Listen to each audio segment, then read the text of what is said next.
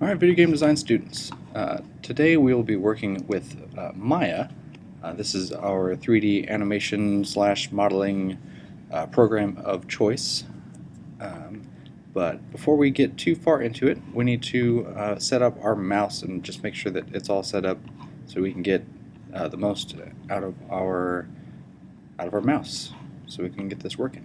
So you need to open up System Preferences. It's the little gear icon down on the dock. When you put your mouse on top of it, it'll pop up and say System Preferences. So open that up, and we need to go to the mouse icon, which is usually on the second row, and make sure that your mouse is set up like this. On the left click is the primary button, on the right click is the secondary button, and you can just click on these and it's a drop down.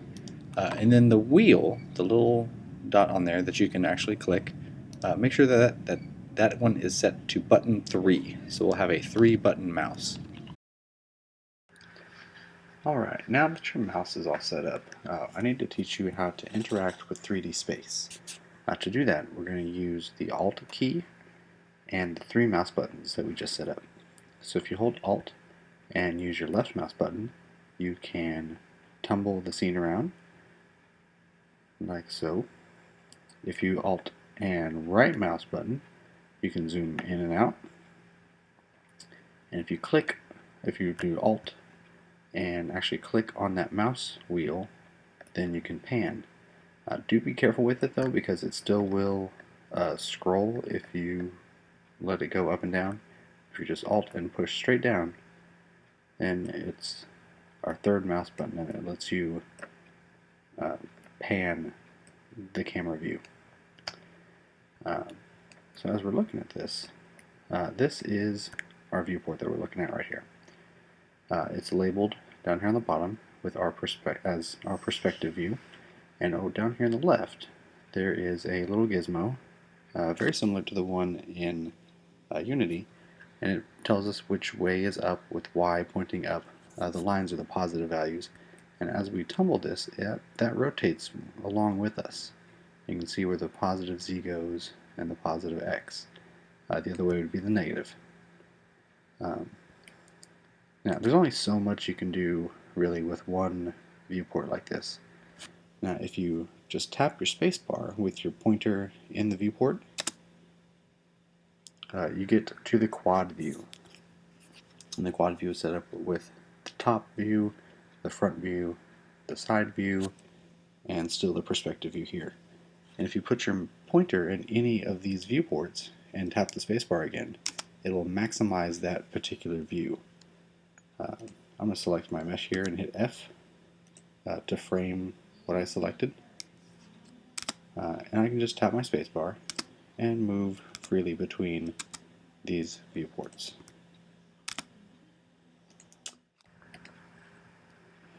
Now, the last thing I needed to tell you about before we get started is Maya's project system.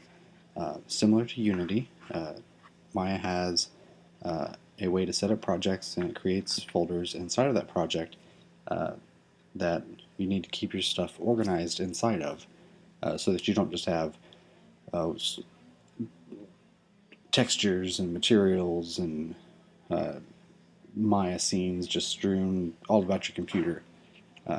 Maya does have specific places it looks for, like textures. By default, it has a default place to save its scenes, and if you can keep those things organized, if you need to move a project, you just move one folder onto your thumb drive. You can take it home, take it to another computer, and then you load that project up again, and you don't have to go and find everything.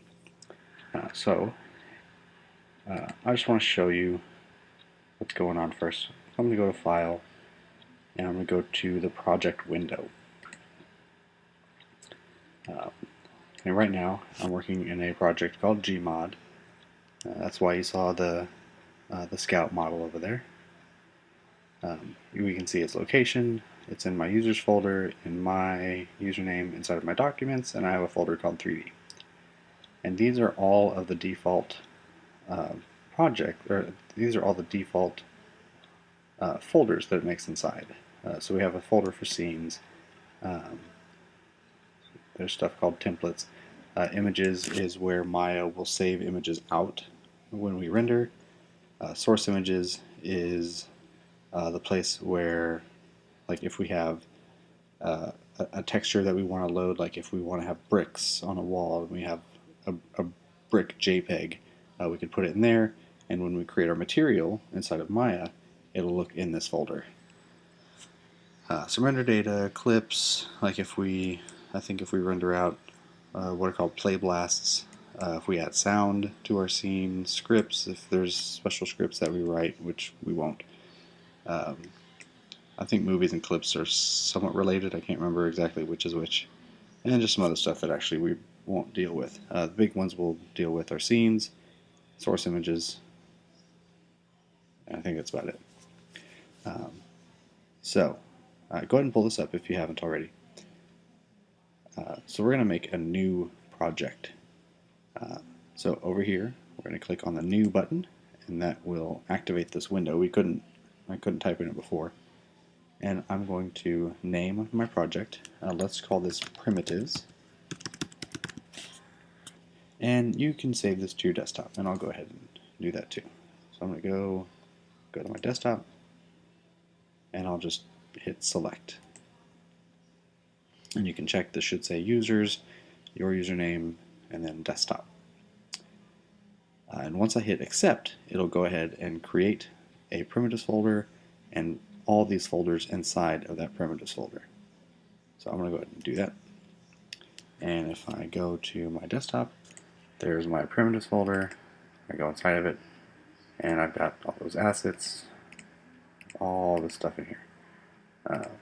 Scenes, scripts, source images, and right now there's just not a lot in here. So what I'm going to do, come back to Maya, get that out of the way. So let's start making some primitives.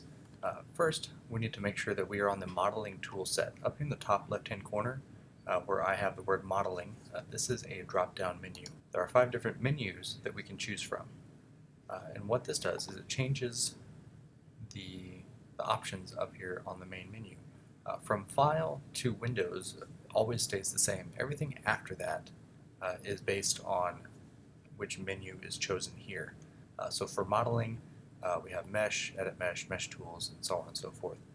If I change to animation, then that changes to Key, Playback, Visualize, and like for rigging, it'll be Skeleton, Skin, Deform, things like that. So make sure that you're on the modeling menu set, and then we're going to go to Create. So it goes away, and you can see that we have 3 different types of primitives that Maya can create. The first one here is NURBS primitives. We're really not going to use those. This is more for like modeling cars. There's specific things that NURBS are really good at. What we're going to be using 99% of the time in this class are polygon primitives. And the last one is volume primitives, and I honestly don't know what those are, so we're not even going to talk about it. So under polygon primitives, we need to make sure that interactive creation is turned off. And what this interactive creation does is it adds an extra little step before it gives you an object where you can actually click and drag and tell it how wide and how tall you want to be. And for me, that's just an extra step, and it gets in the way, and it's kind of obnoxious, especially when I just want a cube. Just give me a cube. So make sure that that's turned off. If you do have to click on it, you'll probably have to come back to create polygon primitives, and we are going to make a cube. Alright, so with our primitives, we can move, scale, and rotate them. If you look over here on the left, this is our toolbox. So we have a select tool, lasso tool, which is another kind of selection tool, a third kind of selection tool, and then our move, rotate, and scale tools. Notice on this pop-up, the keyboard shortcut is over here in the top right-hand corner. So for the move tool, it's W, for the rotate tool, it's E, and for the scale tool, it's R. And those are all right next to each other on your keyboard. Your select tool is Q, also right there. So we have Q, W, E, and R. Those are all right next to each other on the top row on the left-hand side of your keyboard. If I hit W on my keyboard, the move manipulator shows up, and I can rotate this around. It has 3 little arrows on it. If I click on one of those arrows, I can move in just that direction. So green translates up and down on the Y, blue is for the Z, and red is for the X. And I'm just hitting Control Z to pop that back. Notice there are these little squares here. Those will let you constrain to the 2 axes that it's in line with. So if I hit this blue square right here, it'll constrain to just the Y and X axis. So it's only moving there. Similarly, the red square will constrain to the Y and Z, and the green will constrain to the X and Z. So it'll go flat along the ground. If you click in the middle, it will move on all 3 axes based on the camera movement. Generally, that's not what you want to do. Especially in perspective, it'll be based on the camera. So if you're trying to put one thing on top of another, say I wanted to put this cube on top of this cylinder, and I'm just going to click in the middle, and I'm going to put it on top. And yeah, that looks like it's on top.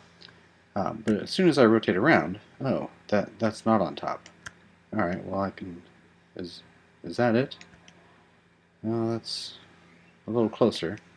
But that's too many steps. When I could have just moved it up and then moved it over where I needed it to go, instead of playing a guessing game of where that needs to go. And I can also go into my quad views, and I can set it right on top of there. In the quad view, in these orthographic views, the top, front, and side, it's perfectly okay to click in the center. There's not much, because clicking here is the same as clicking here. So there's absolutely nothing wrong with doing that in a orthographic view. So this is a perspective view, this is an orthographic view. So your assignment is to use primitives and move them around and rotate them however they need to go. I want you to create a toy train. This is just a Google image search for a toy train. I want you to make something along these lines. It doesn't have to be colored. When you get done with it, I want you to make a screenshot.